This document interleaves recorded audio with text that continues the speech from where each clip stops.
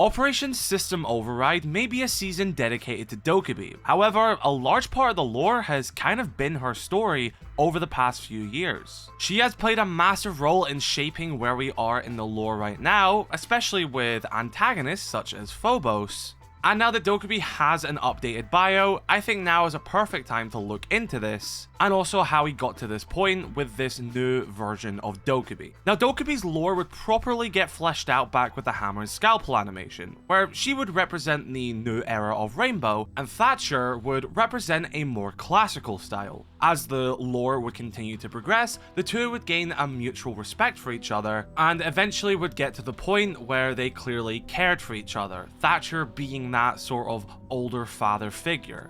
We saw this when Dokkaebi was captured by Phobos and the Keres Legion during the assault on Hereford base.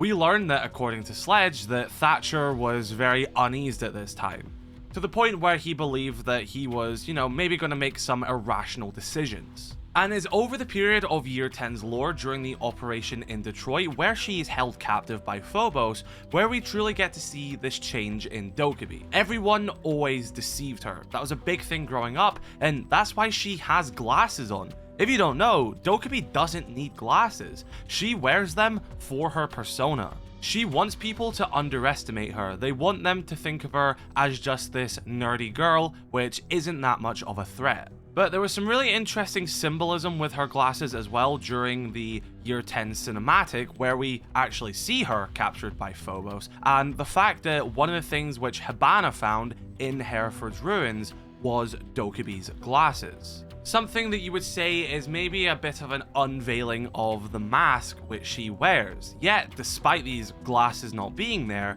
Phobos' biggest mistake was still misreading Dokkaebi, still not understanding her potential. During his interrogations, he tried to break her spirit. He tried to push her to the point of collapsing. But she was able to hold up her guard. She was able to push back about what Phobos was saying. When Phobos was trying to bluff her that he was talking to Deimos, because of course Dokkaebi didn't know if the Hereford attack was a success or not, because she was captured in the process, and she saw through Phobos' lies, his bluffs, him acting like he was reporting to Deimos. She knew that he wasn't really talking to anyone, and she even called him a cheap knockoff of Deimos to get under his skin. She knew what made Phobos tick. She could see directly behind that mask about what he was. He was devoted to Deimos, he was devoted to the cause of the Keres Legion. However, there's always a part of him who knows that he will never be as powerful as Deimos, and how else can you get under someone else's skin?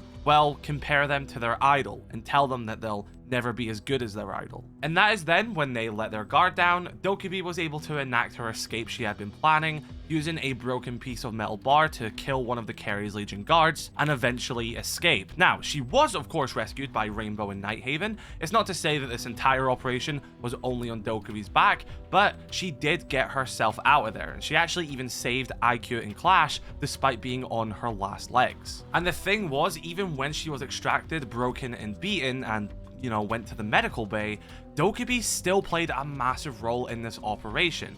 As she was healing, she would develop a new hack that Denari and Maestro would use to upload into the Keres Legion servers to cease all productions of the prototype. This would again be another major hit to the Keres Legion, and eventually, as they, continue their operation across Detroit and Dokkaebi is able to heal, she would actually be in that final mission where the team would close in on Phobos. And as Phobos was almost about to kill Ram, and there was some, interesting story here as well, because this felt like every punch that Ram was throwing was in, regards to Angel, who was killed by the Keres Legion, and this was a big part of Ram's story here as well. But Dokkaebi being the one to do those final shots really closed off that, dual front Detroit story, and, the death of Phobos there as well. It really brought that together. Phobos was the one who captured her, Phobos was the one who tried to break her and break her spirit and break her mind, and Dokkaebi was the one to put him down. And amongst all of this as well, we saw the friendship between Dokkaebi and Thatcher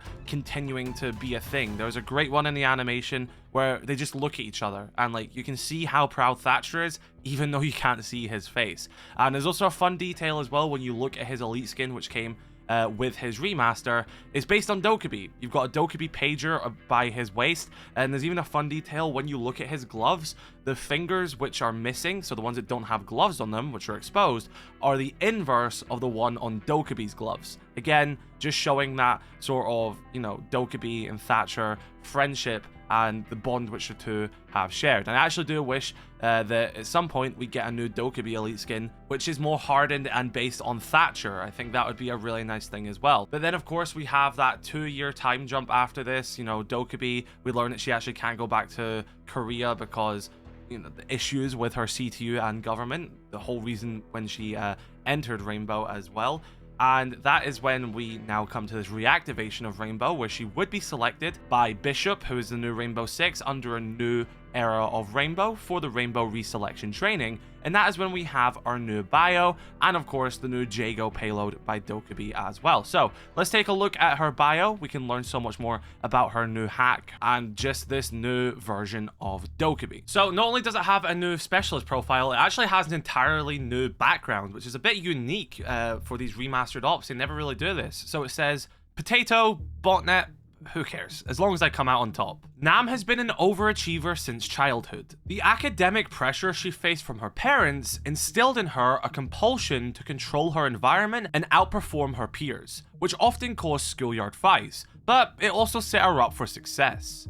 With an early graduation from high school and a National Academic Excellence Scholarship at the Korean Advanced Institute of Science and Technology, Nam was already an asset when she entered the Republic of Korea Army. Her natural affinity for formal sciences and expertise in hacking soon earned her a confidential assignment with the National Intelligence Security Agency at just 22. This was done under the guise of the 5163 Army Division, which actually, fun fact, and this is a real thing, that isn't a real unit. This is a real alias used by the National Intelligence Service of South Korea. There's something about these bios which are always so interesting on how much research actually goes into them, because I would have never have known that fact if it wasn't for this bio. But continuing on, following her return to the army, she joined 2 separate special forces units by the age of 27. The rigorous training she received in the Ghost Corps, brackets, mountaineering, survival techniques, guerrilla warfare, paved her path into the 707th Special Mission Battalion, where she trained and worked with other CTUs like the JTF-2 from Canada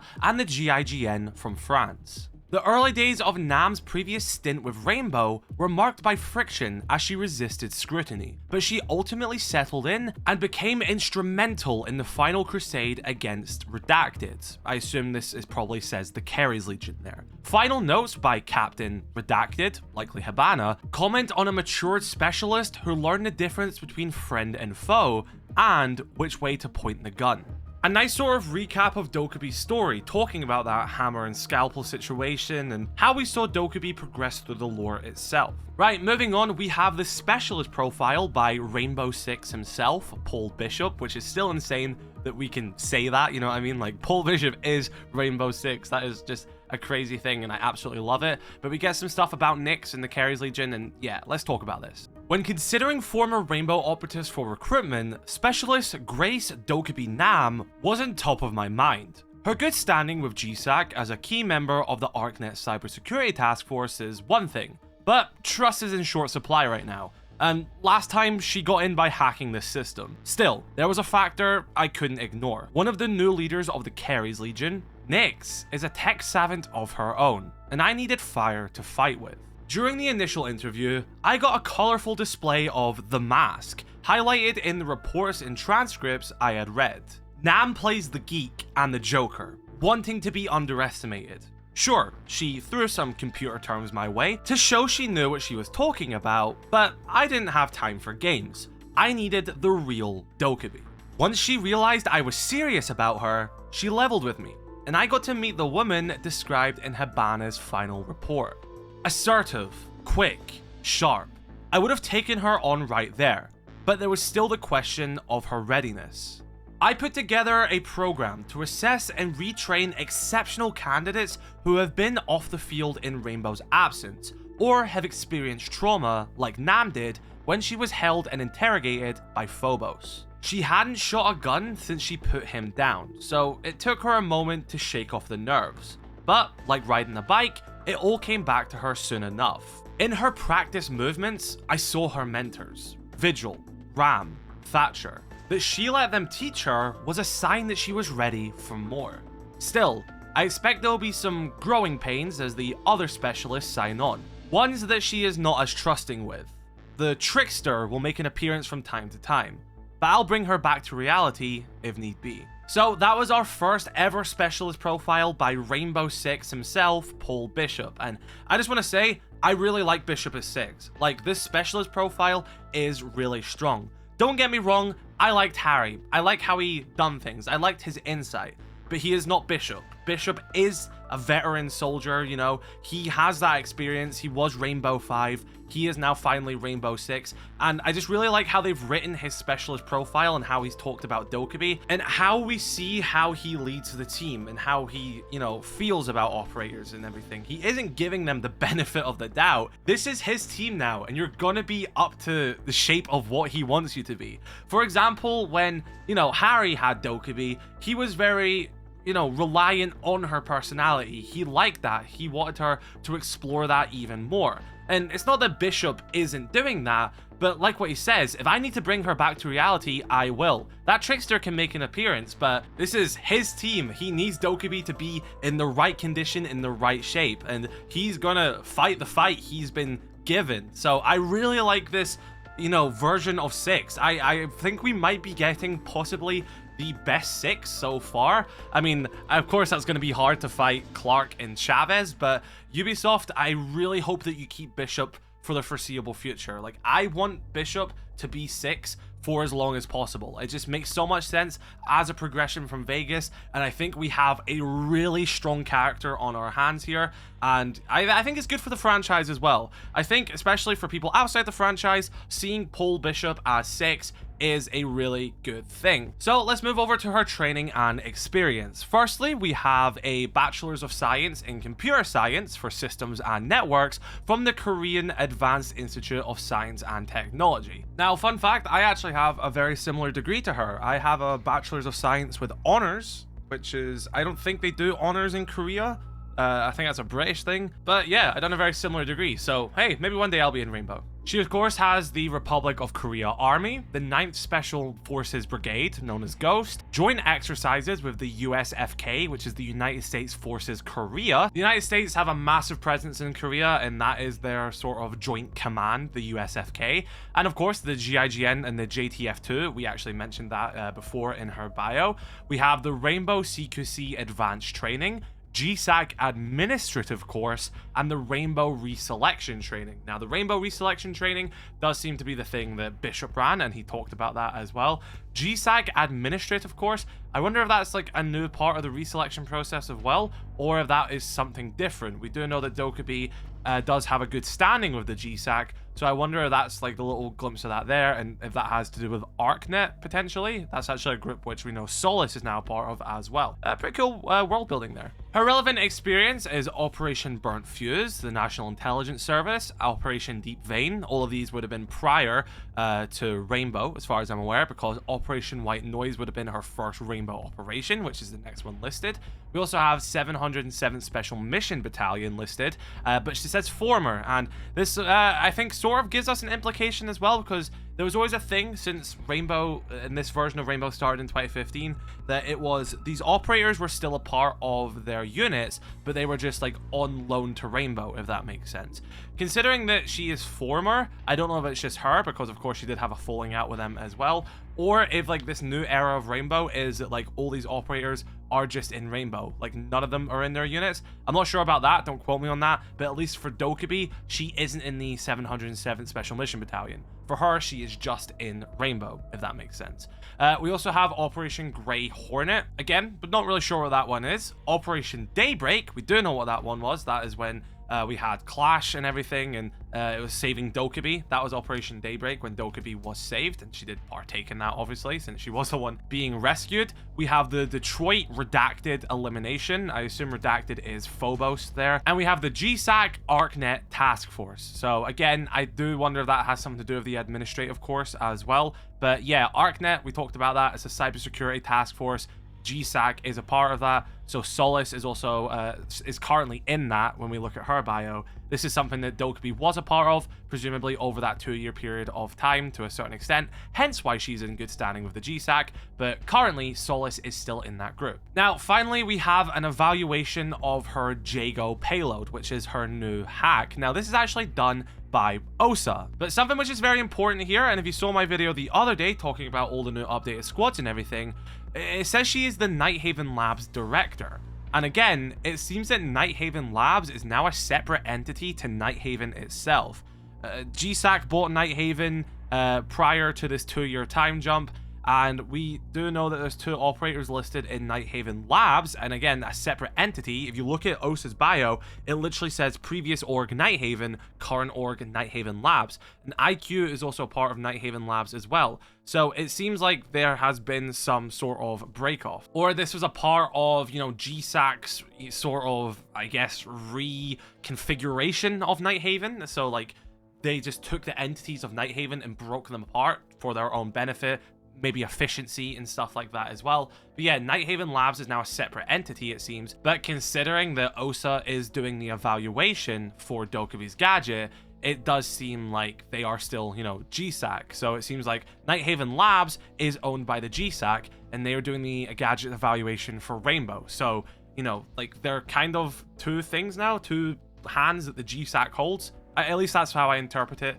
seeing Osa do this evaluation. So she says, Dokkaebi's explanation of the Jago payload was long and cryptic, so I'll vulgarize it for the record. This new hack is a hybrid of her old logic bomb and of the aggressive code patterns she found in the Keres Legion systems. An identified hostile's phone is targeted with a colossal mass of data that it can't process fast enough, which it overheats it and eventually makes it explode. The goal is to isolate the enemy and block their access to drones and camera systems. We then have a comment from Grace Nam saying, "You left out all the good words, Anya. Slag code, cruft, greyware, beaconing. It's supposed to be confusing. Heng Shou." Osa continues on by saying, "With enough time, Dokkaebi could deploy a version of it that can't be stopped, but on the field she needs quick and easy. So while this payload does the job, a prepared target can interpret it with the right input. There are also some countermeasure concerns. Technology similar to Vigil's ERC-7 or mute signal disruptors can respectively be used by hostiles to avoid identification in the first place, or mask their digital presence entirely. There wasn't much to test in the lab except for the execution time. Like the logic bomb, the Jago payload is the ideal tool against Op4s that rely heavily on surveillance. Unlike its predecessor, however, it's direct and destructive, which surprised me. The old Dokkaebi made a joke out of every hack, but her focus here is not inconvenience. She's out for blood. And with that statement by Nighthaven Labs director Osa, that is the end of Dokkaebi's new bio. Now, of course, we see Dokkaebi in the latest animation as well, alongside Bishop and Mute, where they do take down Nyx. But I did wonder, is this a copycat Nyx? Is this the real Nyx? I don't think Nyx is going to be stopped this easy. I know some people feel like Phobos was stopped easy, but if you actually look through the entire lore of that operation, there was a lot going on there. If you only ever watch the CGI animations, yeah, it does look a bit easy. But if you actually seen everything that happened, Phobos did do a lot over that period of Detroit, and especially with the assault on Hereford, stuff like that. So maybe I'll have to make a video about Phobos to show the true extent of what he did. But yeah, this seems to be the start with Nyx, and there's a fun detail here as well. I don't know if this was intentional.